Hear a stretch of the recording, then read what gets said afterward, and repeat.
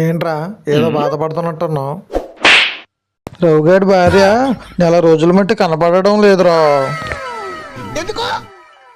వాడి భార్య కనిపించకపోతే నీకెందుకురా అంత బాధ? వాడు నెల రోజులుగా పార్టీలు చేసుకుంటూ ఫుల్గా ఎంజాయ్ చేస్తున్నాడు రా. మనం నాశనం అయిపోయినా పర్వాలేదు, పక్కాడు బాగుపడకూడదు. అదేరా మన ఇండియన్ సైకాలజీ. బాధపడింది చాలు కానీ వంట ఏం చేసావు? రోజు నేనుండిందే ఏం తింటావని కొంపదీసి అడుక్కుని తెచ్చావా? లేదురా, నూడిల్స్ కొనుక్కొచ్చాను.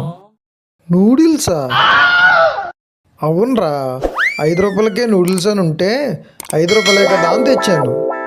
5 రూపాయలా? ఈ రోజుల్లో ఎవడరా 5 రూపాయలకు నూడిల్స్ ఇచ్చేది?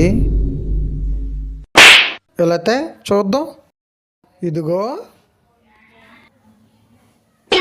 అరే ఏంట్రా ఇది? తెంగర్ రాజ్యానికి ప్రెసిడెంట్ కింద తయారయ్యావు. ఏంటి బాబు అన్న? ఇంకోసారి అన్న. తెంగర్ రాజ్యానికి ప్రెసిడెంట్ కింద తయారయ్యావు. ఇలా ఉంటే ఎలాగరా?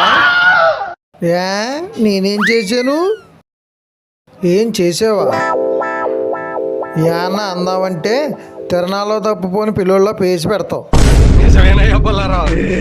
ఏ ఇవి నూడిల్స్ కావా? ప్యాకెట్పై 5 రూపాయల నూడిల్స్ అని రాసుంటే 5 రూపాయలకే నూడిల్స్ ఏంటి అని చూసుకోవాలి కదా. ఫీల్ టవర్ ఇంత పెరిగాడు, ఇంత బ్రెయిన్ కూడా లేదు, బాడీ పెరిగిందే కానీ లోపలే. మొన్న అలాగే చేసావు. అక్కడ టాయిలెట్ 2 రూపాయలు అని రాసుంటే ఇల్లు 2 రూపాయలకి అద్దెకిస్తున్నారు నూరంతా చెప్పు. అంటే అది టాయిలెట్ అనుకోలేదు, టూలెట్ అనుకున్నాను. ఉప్పు కర్పూరం ఒకేలాగా ఉన్నాయి కదా అని ఉప్పుకి బదులు కర్పూరం వేయకూడదు. పైన చూసి మోసపోకూడదు, గుణం చూడాలి. ఏం చెప్తిరి ఎప్పుడు ఇలాగే చెప్తారా? ఈ రోజుల్లో పైకి అన్నీ ఒకేలాగా ఉంటాయి, మనమే సరిగ్గా చూసుకోవాలి. లేకపోతే ప్రతిఫలం కూడా మనమే అనుభవించాలి. సరే కానీ ఇదేం చేయను? వాళ్ళకి పెట్టాయి, వాళ్ళు తింటారు. ఆ నూడిల్స్ తిని ఎలాగుందో కామెంట్ సెక్షన్లో తెలియచేయండి ఫ్రెండ్స్.